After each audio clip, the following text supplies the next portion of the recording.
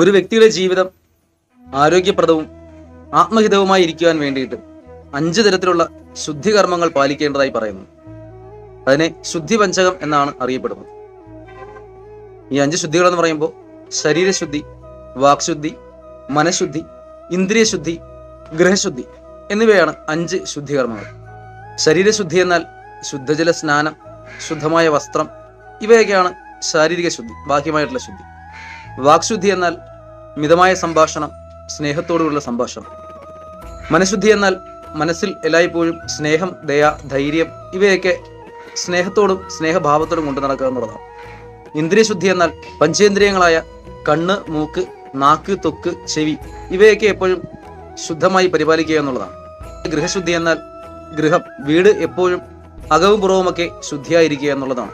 ഈ 5 കർമ്മങ്ങൾ പാലിക്കുന്നതിലൂടെ ഒരു വ്യക്തി തൻ്റെ ജീവിതത്തിൽ പൂർണ്ണ ആരോഗ്യവാനായി